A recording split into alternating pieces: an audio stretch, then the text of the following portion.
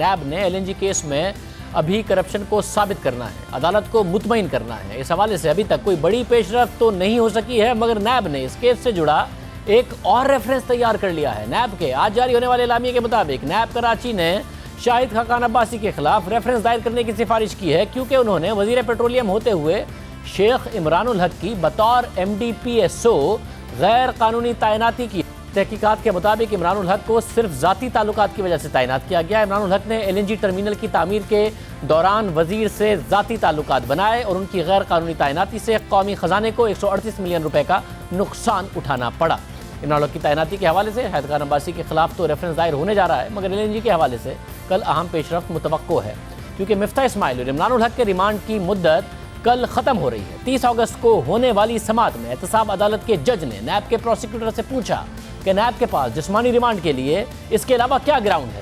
میرے سامنے کھڑے ہو کر سوچ سمجھ کر بات کرنی ہے، جو جواز آپ پیش کر رہے ہیں میں اسے ریکارڈ کا حصہ بناؤں گا۔ ان ریمارکس پر نیب پروسیکیوٹر نے درخواست کی کہ مفتاح اسماعیل کا ایک بار اور 14 دن کا جسمانی ریمانڈ چاہیے، پھر ریمانڈ نہیں مانگیں گے، جس پر مفتاح اسماعیل کے وکیل نے کہا کہ نیب پروسیکیوٹر عدالت میں حلف دیں کہ اس کے بعد وہ جسمانی ریمانڈ نہیں مانگیں گے۔ احتساب عدالت کے جج نے پوچھا کہ اب تک کتنے ریمانڈ مکمل ہو چکا ہے، جس پر مفتاح اسماعیل کے وکیل نے بتایا کہ 22 دن کا ریمانڈ ہو چکا ہے اور اس میں کوئی تفتیش نہیں ہوئی ہے۔ اس موقع پر احتساب عدالت کے جج نے مفتاح اسماعیل کا مزید 14 دن کا جسمانی ریمانڈ منظور کرتے ہوئے 12 ستمبر تک سماعت ملتوی کی۔ اب کل اس پر سماعت ہوگی۔ نیب کے وکیل وعدہ کر چکے تھے کہ مزید ریمانڈ نہیں مانگیں گے۔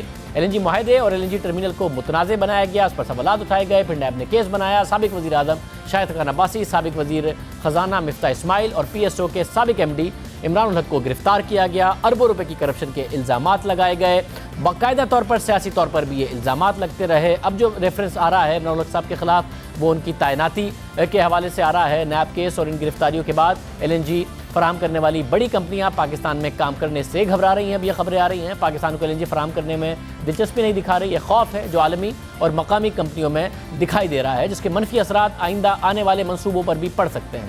ایکسپریس ٹریبیون میں شائع ہونے والی ظفر بھٹا کی خبر کے مطابق حکومت کو روزانہ 200 ملین کیوبک فیٹ LNG کی ضرورت ہے، اس لیے حکومت نے عالمی اداروں سے LNG منگوانے کا فیصلہ کیا۔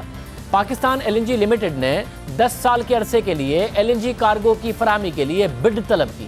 صرف 4 بین الاقوامی کمپنیوں نے ٹینڈر کے عمل میں حصہ لیا۔ خبر کے مطابق LNG کیس کی وجہ سے 2 کمپنیاں بڈنگ کے عمل سے دور ہو گئی۔ یہ بہت تشویشناک صورتحال ہے۔ اگر یہ صورتحال برقرار رہتی ہے کہ آئندہ مقامی اور بین الاقوامی کمپنیاں پاکستان میں کسی بھی منصوبے کا حصہ بننے سے کترائیں تو یہ ایک خطرناک صورتحال ہوگی۔ تحریک انصاف خود LNG معاہدے اور LNG ٹرمینل کی مخالفت کرتی رہی، اب خود LNG منگوا رہی ہے، 10 سال کا معاہدہ کرنے جا رہی ہے، اس میں کمپنیوں کا اس طریقے سے دلچسپی نظر نہیں آ رہی ہے۔ عمران الحق کی تعیناتی کے حوالے سے شاہد خاقان عباسی کے خلاف تو ریفرنس دائر ہو رہا ہے، مگر انہوں نے کرپشن کی یہ واضح نہیں ہے، کیا کرپشن کی یہ نہیں بتایا جا رہا۔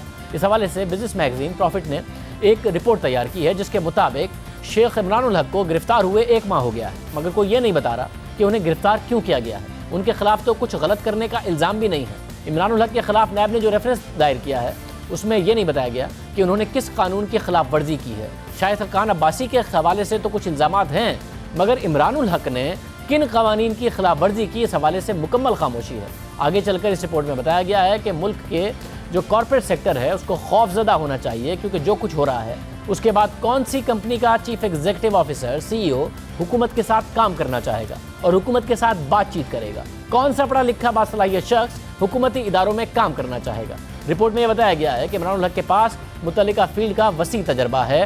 اس رپورٹ کے علاوہ بھی انڈسٹری کے لوگوں کا کہنا ہے کہ عمران الحق نے امریکہ کے اعلیٰ تعلیمی ادارے سے انجینئرنگ کی ڈگری حاصل کی، پھر انڈسٹری اور پیٹرولیم کا وسیع تجربہ، 3 دہائیوں سے وہ مختلف اداروں میں کام کر چکے اور کئی اعلیٰ عہدوں پر بھی فائز رہے۔ MD/PSO تعینات ہونے سے پہلے اینگرو سے وابستہ تھے اور ایک زبردست ان کا ایک پروفیشنل ریکارڈ موجود تھا، مگر تعیناتی پر ان کو پکڑا گیا ہے۔